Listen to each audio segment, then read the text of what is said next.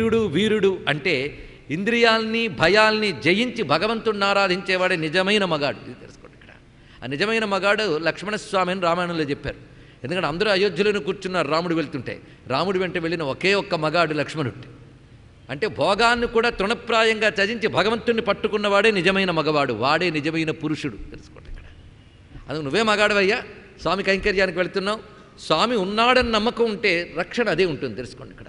చాలామంది భగవంతుడి దగ్గరికి వెళ్తారు, ఎవరూ కనిపించట్లేదండి అంటారు. ఇక్కడ అందరూ కనబడితే ఒక భయం, అసలు లేకపోతే మరొక భయం.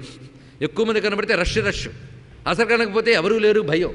కానీ ఆయన ఉన్నాడని వెళ్ళేవే, అటువంటిప్పుడు ఇంకా భయపడతామేంటి?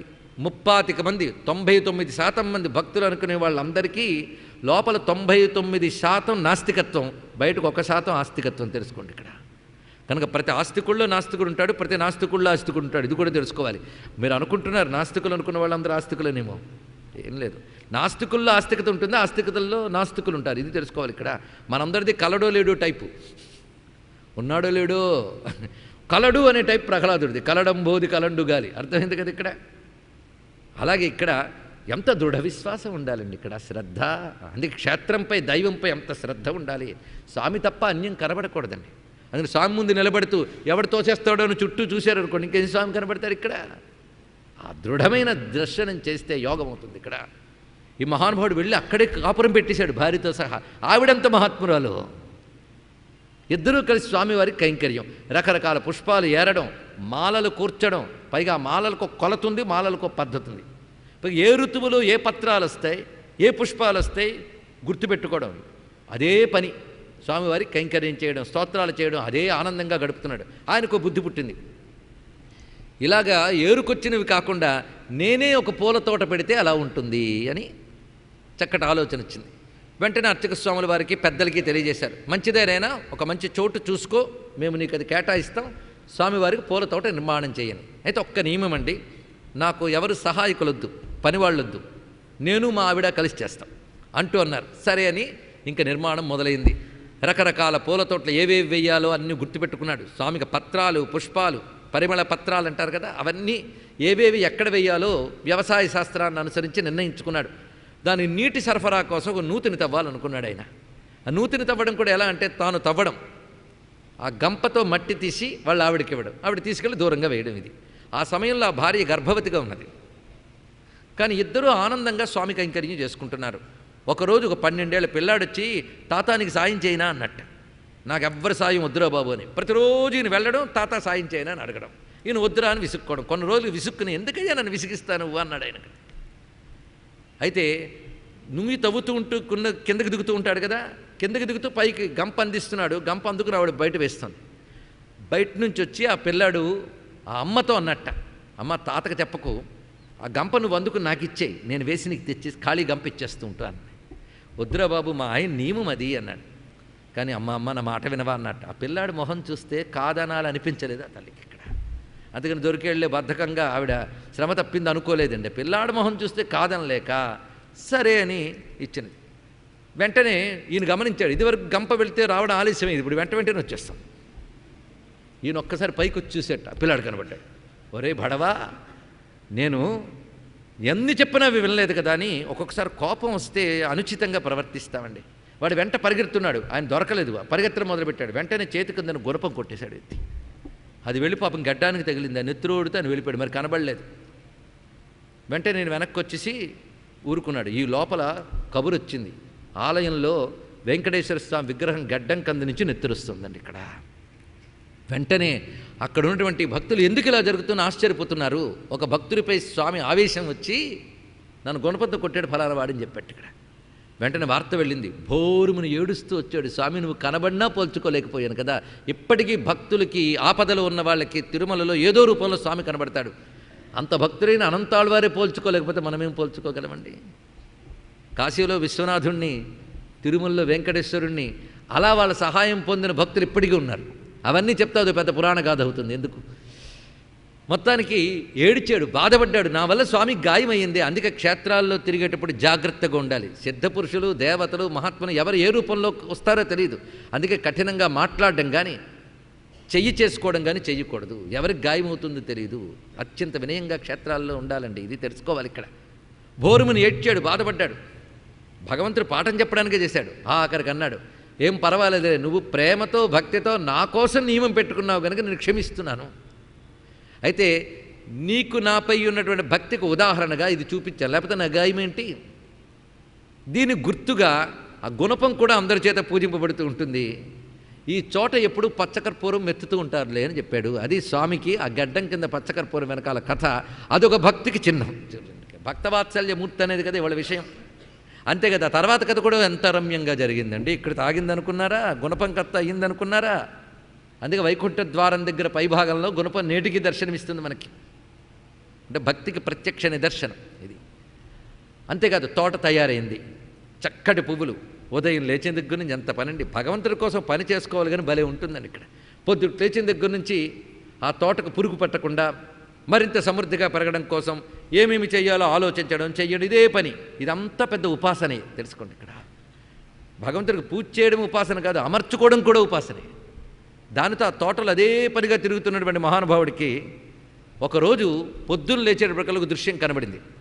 ఆ పెట్టిన పువ్వులు ఇవన్నీ ఎవరో చిదుముతున్నట్టు కనబడింది.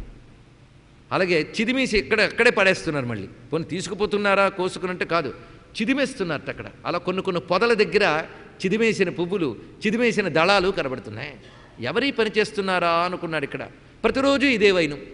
అరే, పెద్ద పెద్ద గేట్లు పెట్టాను నేను, ద్వారాలు పెట్టాను, ఎవరు వచ్చేస్తున్నారు లోపలికి? ఎప్పుడు ఇది కనబడ్డంతో ఒక రాత్రి నిద్ర లేకుండా తిరగడం మొదలెట్టాడు ఆ తోటలో ఆశ్చర్యంగా. అప్పుడు ఆ పొద వెనకాల ఒక యువతీ యువకులు ఉన్నట్ట, మంచి రాజవేషాలతో. ఆవిడ రాణి వేషం, వీడు రాజవేషం. యువతీ యువకులు కబుర్లు చెప్పుకుంటున్నారు, ప్రణయ సల్లాపాలు. వాళ్ళు చేస్తున్న పని ఏంటంటే కబుర్లు చెప్పుకుంటూ ఉబుసుపోకకి ఆ చెట్టుకున్న పువ్వులు లాగుతూ, చిదుముతూ, ఆ దళాలు లాగుతూ కబుర్లు ఆడుకుంటున్నారు రాత్రివేళ.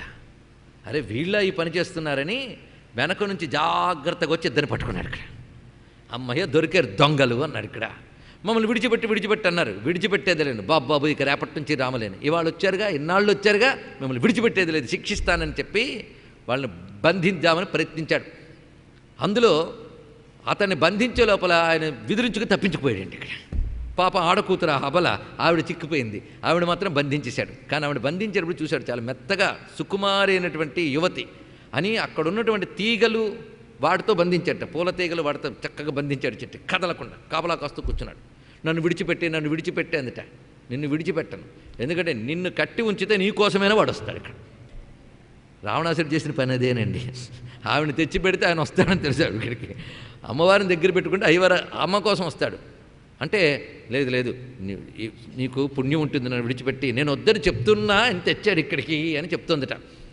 ఆఖరికి చూస్తూ ఉంటే జాలేస్తోంది కానీ బింకంగా ఉన్నాడు. తన సాధన, తన దీక్ష దెబ్బతినకూడదుగా. ఈ లోపల ద్వారం దగ్గర తచ్చాడుతున్నట్టు ఆయన.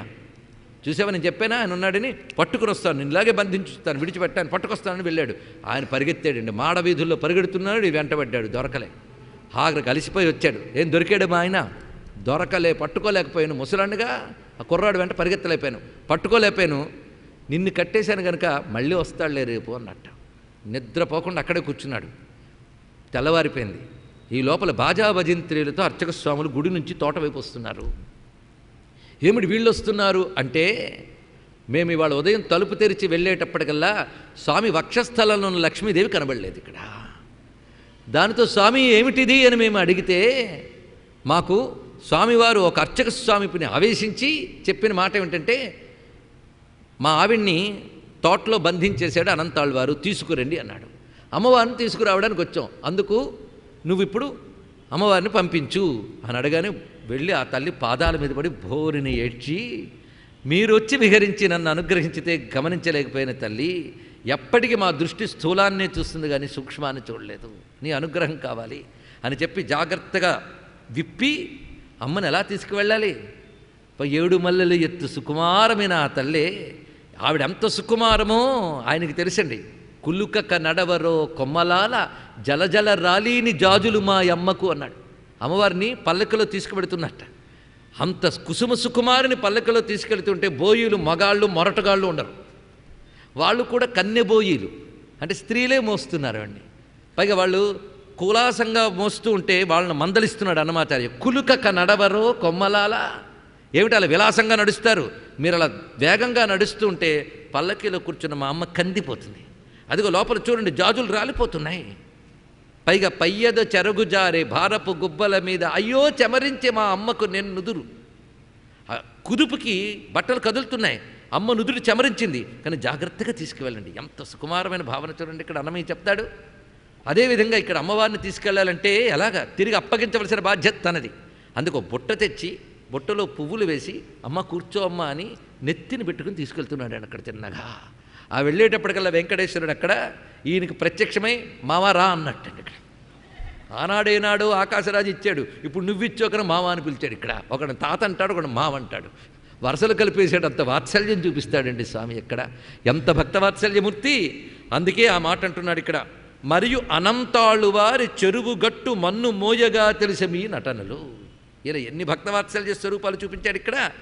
అటువంటి స్వామి యొక్క ఆ భక్తవాత్సల్య మూర్తికి నమస్కారం చేసుకుంటూ ఆ దివ్యమంగళం విగ్రహం దగ్గర ఉండేటటువంటి మరికొన్ని మూర్తుల గురించి కూడా మనం చెప్పుకుందాం. ఇక్కడ విశేషంగా స్వామివారి దగ్గర 5 మూర్తులు ఉంటాయి. పంచబేరములు అని పేరు వీటికి. బేరం అంటేనే విగ్రహం. 5 మూర్తులు. ఒకటి ధ్రువమూర్తి. ధ్రువమూర్తి అంటే మూల విరాన్మూర్తి. అంటే మనకు కనబడుతున్న స్వామి యొక్క అసలు స్వరూపం ఏదో దాన్ని ధ్రువమూర్తి అంటారు, మూల విరాన్మూర్తి. ఇవి కాక స్వామి వద్ద ఉన్నటువంటి మూర్తులు ఏమిటి అంటే వరుసగా అక్కడ చెప్పబడుతున్నవి మిగిలిన 4 చెప్పుకోవాలి మనం. ధ్రువమూర్తితో పాటు ఉన్నటువంటి మూర్తుల్లో ఒకటి భోగ శ్రీనివాసమూర్తి, అంటే రెండవది అని చెప్పుకోవాలి. ధ్రువమూర్తిని అలా విడిచిపెడతాం, మిగిలిన 4 చెప్పుకుంటాం. భోగ శ్రీనివాసమూర్తి. ఈ భోగ శ్రీనివాసమూర్తికి వైఖానసాగమం ప్రకారంగా కౌతుకమూర్తి, పురుషబేరము అని కూడా పేర్లున్నాయి. అచ్చం స్వామివారి ఆకృతిలో ఉంటుంది. అయితే ఇది వెండిమూర్తిగా ప్రకాశిస్తూ ఉంటుంది. ఇక్కడ ఈ స్వరూపానికి మనవాళ్ళన్న పేరు కూడా ఉంది, అంటే పెండ్లి కొడుకుని కూడా పేరు ఉన్నది. ఈయనకు ప్రత్యేకమైన కైంకర్యాలు జరుగుతుంటాయి. ముఖ్యంగా ఏకాంత సేవ ఈయనకు చేస్తారండి స్వామివారికి. పట్టుపానుపై ఆయన శయనింపజేస్తూ నిత్య శోభామూర్తిగా ఈయన కొలుచుకుంటూ ఉంటారు. ఇక్కడ ఈ మూర్తిని ఒక పల్లవిరాణి పేరిందేవి అని ఒక ఆవిడ చేయించింది అని చెప్తారు. ఎప్పుడు? క్రీస్తు శక 614లో అప్పటి నుంచి కొలుచుకోబడుతున్నది. అయితే అంతకుముందు బ్రహ్మదేవుడు పెట్టాడు ఒక మూర్తిని అంటారు. కాలగతిలో అది మనకి కనిపించక ఈ మూర్తి మనకి చరిత్రకు అందుతున్నది. ఈ మూర్తికి నిత్యము చేసేటువంటి సేవలు చాలా చాలా ఉన్నాయి. ఆకాశగంగా తీర్థంతో నిత్యం అభిషేకం ఈయనకి జరుగుతుందండి ఇక్కడ. అటువంటి మూర్తి ఇది. అంతేకాదు బుధవారం స్వామివారికి సహస్ర కలశాభిషేకం చేస్తారు. చాలామందికి తెలిసి ఉంటుంది ఈ విషయం. ఈ సహస్ర కలశాభిషేకం చేసేటప్పుడు ఈయన్ని బంగారు వాకిలి ముందున్న మహామణి మండపంలోకి తీసుకొస్తారు. ఈ మూర్తిని, ఈ భోగ శ్రీనివాసమూర్తిని తీసుకొచ్చి ఆయన నుంచి మూల విరాట్కి బంగారు తాడు లేదా పట్టు తాడుతో బంధం వేస్తారు. ఈ సహస్ర కలశాభిషేకం ఈ భోగ శ్రీనివాసమూర్తికి చేస్తారు. అంటే ఈయనకి చేసిందంతా ఆయనకు అందుతుంది అన్నమాట. విద్యుత్తీలాగా అనుబంధం అక్కడ ఏర్పాటు చేస్తారు. అలా జరుగుతుంటుంది. అయితే ఒక్క నెల రోజుల పాటు మాత్రము ఈ స్వామికి కాకుండా ఆలయంలో కృష్ణస్వామి ఉంటాడు చూడండి. అంటే ఈ పంచబేరములు కాకుండా కృష్ణుడు రాముడు కూడా అక్కడ ఉంటారు. ఆ కృష్ణమూర్తికి మాత్రం ధనుర్మాసంలో శయన సేవ చేస్తారు ఇక్కడ కృష్ణుడికి. ఎందుకంటే ధనుర్మాసం అంతా కృష్ణ ప్రధానం కనుక అది చేస్తుంటారు. ప్రతి రాత్రి ఏకాంత సమయంలో బంగారు నవారు పట్టె మంచం, దానికి వెండి గొలుసులు వేలాడుతూ ఉంటాయి ఇక్కడ. అదే అన్నమయ్య గొప్పగా భావిస్తాడు ఇక్కడ. పదిలముగా వేదములు బంగారు చేరులై అని వర్ణించాడు ఇక్కడ. వేదములే అక్కడ గొలుసులుగా ఉన్నాయి, భూమియే ఉయ్యాలుగా ఉందని వర్ణించాడు ఇక్కడ. అత్యద్భుతమైన దర్శనం చేశాడు ఇక్కడ. అంతేకాదు ఆ మంచం చుట్టూ నేల మీద తరికొండ వెంకమాంబ పేరుతో ముగ్గులు దిద్దుతారండి, రంగవల్లికలు. అక్కడ వెండి దీపం సమ్మెలని సన్నిధిగుల్లో వెలిగిస్తాడు. ఇది పవళింపు సేవలో జరిగేటువంటి విషయం. ఆ సమయంలోనే వెంగమాంబ మంగళహారతి, అన్నమయ్య లాలిపాట ఈ భోగ శ్రీనివాసమూర్తికి జరుగుతుంది. మళ్ళీ పొద్దున్న పూట వచ్చిన తర్వాత జాగ్రత్తగా లోపలికి తీసుకువెళ్ళి స్వామివారి పాదపీఠం దగ్గర మళ్ళీ పెడతారు దీన్ని. దాని జీవస్థానం అంటారు ఇక్కడ. అంత విశేషమైన అంశం ఇక్కడ. అటు తర్వాత రెండవ మూర్తి కొలువు శ్రీనివాసమూర్తి. ఈయన పేరు కొలువు. కొలువు అంటే దర్బార్. ఈయనకి ఎప్పటికప్పుడు నివేదికలు అవన్నీ అందించాలండి. ఈయన కొలువులో కూర్చొని రాజుగారి దగ్గరకు వచ్చి వ్యవహారాలన్నీ ఎలా విన్నవించుకుంటామో అలా ఈయనకి విన్నవించుకోవాలి. ఈయనకి అనేక పేర్లున్న బలిబేరం, అనిరుద్ధ బేరం ఇత్యాది నామాలతో ఉన్నటువంటి స్వామి పంచలోహ విగ్రహం. ఇది 2 అడుగుల ఎత్తులో ఉంటాడు ఈ స్వామి ఇక్కడ. ఆ స్వామి ముందు జరుగుతున్నటువంటి విశేషములు ఏంటంటే ఈ శ్రీనివాసమూర్తిని స్నపన మండపంలో బంగారు సింహాసనం మీద కూర్చోబెడతారు. బంగారు గొడుగు బింజామర్లు పడతారు ఆయనకి. అప్పుడు జరుగుతున్నది ఏంటంటే ఆ పొద్దున పూట ఆస్థాన సిద్ధాంతం వచ్చి స్వామివారి దగ్గర చేతులు కట్టుకుని వినయంగా పంచాంగ శ్రవణం చేస్తాడు ఆయన దగ్గర. అంటే ఆయనకి చెప్తాడు ఈరోజు తిథేమిటి, వారం ఏంటి, నక్షత్రం ఏంటో చెప్తారు. ఆ తర్వాత ఈ లెక్కలకు సంబంధించిన అధికారులు వచ్చి స్వామివారికి భక్తుల నుంచి వచ్చే ఆదాయాలు, రాబడులు, అలాగే ఉత్సవాలు, ప్రసాద అమ్మకాలు మొదలైన వాటి వల్ల వచ్చే రాబడులన్నీ ఆయనకి విన్నవిస్తారండి. అవన్నీ ఆయన వింటాడు. అంటే ఆయనకు ప్రతిదీ రిపోర్టు వెళ్తుంది ఇక్కడ. ఇవన్నీ విని ప్రపంచాన్ని ఏలేటువంటి దర్బారు శ్రీనివాసమూర్తి, కొలువు శ్రీనివాసమూర్తి తర్వాత మూర్తి ఇంక ఉగ్ర శ్రీనివాసమూర్తి. ఒకప్పటి కాలంలో ఈయనకే అన్ని ఉత్సవాలు చేసేవారు. అంటే బ్రహ్మోత్సవాలు అన్నిటికీ ఉత్సవమూర్తిగా ఉండేవారు. ఎందుకంటే మూల విరాణమూర్తిని అనేక కళలతో ఉత్సవమూర్తులకు తీసుకువచ్చి వారికి చేసే కైంకర్యాలన్నీ మూల విరాట్కు అందుతాయి. ఎందుకంటే బయటకు వచ్చేది ఉత్సవమూర్తులే కదా. అందుకు ప్రధానమైనటువంటి ఉగ్ర శ్రీనివాసమూర్తిని 1330 వరకు ఆయనకే అన్నీ జరిగేవండి. ఉత్సవాలు వగేరాలన్నీ కూడా ఆయనకే జరిగేవి. కానీ ఆ సమయంలో విశేషంగా ఎప్పుడు ఆయన ఊరేగింపుకు తీసుకున్నా అగ్నిజ్వాలలు వెజ్జలబడే చుట్టూ కూడా. ఎందుకు ఇలా జరిగిందో తెలిసేది కాదు. ఎప్పుడు ఊరేగింపుకు తీసుకెళ్ళినా ఇదే జరుగుతుంది. మాడవీధుల్లో తగలబడిపోయేవన్నీ కూడా. తర్వాత ఒక మహాత్ముల్లోకి భగస్తుడి ఆవేశం ప్రవేశించి చెప్పిన విషయం ఏంటంటే, ఇప్పుడు అనేక ఉగ్ర కళలు ఇందులో చేరే, సూర్యుడు ఉదయించిన తర్వాతగా నేను వెలికి వస్తే ఉగ్రత్వం విజృంభిస్తుంది. చూసారా, విగ్రహాలను ఏదో అనుకుంటాం కానీ విగ్రహాల్లో దైవ కళలు ఎన్నుంటాయో ఇది గుర్తుపెట్టుకోండి. ఇక్కడ మనం అనుకుంటాం విగ్రహాలు మన నమ్మకం కోసమని. నమ్మకం కోసం కాదు, దానికో శాస్త్రం ఉంది. తెలుసుకోవాలంటే వినేవాడికి తీరిక, చెప్పేవాడికి ఓపిక. లేదు వినేవాడికి ఓపిక, చెప్పేవాడికి తీరిక ఉండాలి. విగ్రహారాధన వెనకాల ఉన్న విజ్ఞానం బాగా తెలియాలంటే హిందూ ధర్మం స్వరూపం, స్వభావం, ప్రభావం అని కొద్ది కాలం క్రితం తిరుపతిలో ఉపన్యసించడం జరిగినది. ఆ ధ్వనిముద్రిక అంటే సీడీలు ఉన్నాయి, మీరు తెలుసుకోవచ్చు. విగ్రహారాధన వెనకాల ఉన్న విజ్ఞానం.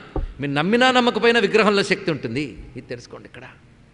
ఎందుకంటే దాని వెనకాల జరిగే ప్రక్రియ అంత ఉంటుంది ఇక్కడ. అలాంటి విశేషాలు అవన్నీ కూడా బ్రాహ్మీమూర్తులు ఇక్కడ మాచవోలు రాజశేఖర శాస్త్రి గారు ఉన్నారు. వాళ్ళకి తెలుసు ఎన్ని ప్రతిష్టలు చేశారో. ఆ శక్తులు విగ్రహాల్లోకి ఎలా వెళతాయో తెలుసు. మరి స్వయంభూమూర్తుల్లో ఎన్ని రకాలు ఉంటాయి ఇక్కడ. ఆ కళలు ఉంటాయి. ఉగ్ర కళలు పెరిగిపోవడంతో అంటే కొంతకాలం పైనకి ఉగ్ర కళలు పెరిగిపోయేదానికి. అందుకే ఆయన పేరు ఉగ్ర శ్రీనివాసమూర్తి. దానితో ఇంకా ఎక్కువగా ఆయన బయటకు తీసుకురాకుండా లోపల పెట్టారు ఇక్కడ. మరి ఉత్సవాల విషయం ఎలాగా అంటే స్వామి చెప్పాడు, ఇక్కడ ఒక లోయ ఉన్నది, ఆ లోయలో మీరు వెళితే ఫలానా చోట తవ్వి చూడండి, కొత్త మూర్తులు కనబడితే వాటిని తీసుకురండి అన్నాడు ఇక్కడ. స్వామి చెప్పాడండి. అంటే ఇవి కూడా స్వయంభూమూర్తులే. తిన్నగా వెళ్ళి తవ్వి తీసుకొచ్చారు. మలయప్ప కోన అంటారు ఆ ప్రాంతాన్ని. ఆ మలయప్ప కోనలోంచి శ్రీదేవి భూదేవి సమేతమైన స్వామివారి మూర్తులు లభించాయి, పంచలోహమూర్తులు. ఎవరు తయారు చేశారు? స్వయంభూ. వాటిని తీసుకొచ్చి పెట్టారు. అప్పటి నుంచి ఆ స్వామికే జరుగుతుంటాయి. మలయప్ప కోనలో దొరికాడు కనుక ఆయన మలయప్ప స్వామి అని పేరు ఇక్కడ. ఇది స్వామివారి యొక్క మరొక స్వరూపం. ఈయనకే అన్నీ జరుగుతుంటాయి. అయితే ఉగ్ర శ్రీనివాసమూర్తికి అసలు కైంకర్యాలు లేవో ఉన్నాయండి. అది ప్రధానంగా స్వామివారికి ఆ రాత్రి వేళల్లో తెల్లవారుకు ముందు కొన్ని కైంకర్యాలు చేస్తూ ఉంటారు. విశేషించి కృష్ణాష్టమి రోజున తిరువారాధన అని చేస్తారు చాలా విశేషంగా. ఇంకా కార్తీక ద్వాదశి, దీన్ని మనం క్షీరాబ్ది ద్వాదశి అంటాం, కైశిక ద్వాదశి అంటాం. ఆ రోజున కూడా ఈ ఉగ్ర శ్రీనివాసులకు చాలా విశేషంగా కైంకర్యం చేస్తారు. కానీ సూర్యోదయానికి ముందు అంటే తెల్లవారుజామున 3 లోపల, 3:30 దాటితే మళ్ళీ బ్రాహ్మీ ముహూర్తం వచ్చేస్తుంది. అందుకే 3 లోపలే స్వామివారికి కైంకర్యం చేస్తుంటారు ఇక్కడ. అలాగే రాత్రి 10 గంటలకు ద్వాదశి తిరువారాధన నాడు స్వామివారికి తిరుమంజనం మొదలైనవన్నీ చేస్తుంటారు. ఎవరికి ఇదంతా ఉగ్ర శ్రీనివాసమూర్తికి జరుగుతున్నటువంటిది. ఇప్పటికీ ఆ స్వామి అక్కడ మనం దర్శనం చేసుకోవచ్చు. అక్కడ తర్వాత స్వామి మలయప్ప స్వామి, ఇందాక ఎక్కడ దొరికాడు చెప్పుకున్నాం కదా. ఈ బ్రహ్మోత్సవాలన్నీ ఆ స్వామివారికే. ఇది పంచలోహమూర్తి. ఇలా మొత్తం పంచబేరములుంటాయి స్వామివారి యొక్క దివ్యమైన సన్నిధిలో. ఇక తర్వాత స్వామివారి కళ్యాణ వైభవం. ఈ కళ్యాణ వైభవం చాలా విశేషం. నిత్య కళ్యాణమూర్తి ఆయన. భగవంతుడికి పెళ్ళి ఏంటండి అంటాడు వీడు తెలిసి తెలియక. భగవంతునికి జరిగే కళ్యాణం లోకానికి శాంతి. తాత్వికంగా దీనిలో చాలా ఉంది. కానీ ఆవిడ మహాలక్ష్మి, ఆయన నారాయణుడు. మహాలక్ష్మి అంటే ఎవరో చెప్పుకున్నాం. విశ్వమంతా వ్యాపించిన లక్ష్మి శ్రీలక్ష్మి అయితే, భూమి యందు లభించే లక్ష్మి భూలక్ష్మి. ఈ 2 లక్ష్ములు నారాయణునివే అని చెప్పడమే శ్రీదేవి భూదేవి సమేతమైన విష్ణుస్వామి. అలాంటి ఆ విష్ణువు లక్ష్ముల యొక్క నిత్యానుబంధాన్ని స్మరించడమే నిత్య కళ్యాణంలో ఉన్నటువంటి ఆంతర్యం. ఎప్పుడైతే కనబడే ప్రకృతి అంతా పరమాత్మదే అనే భావన వల్ల నిలబడాలి. ఎందుకంటే ప్రకృతి అందరికీ కనబడుతుంది. అమ్మ వడ్డించే అన్నం తెలుస్తోంది కానీ వడ్డిస్తోంది అమ్మని తెలియదు. ఆ అన్నం రావడానికి కారణం అయ్యం తెలియదు.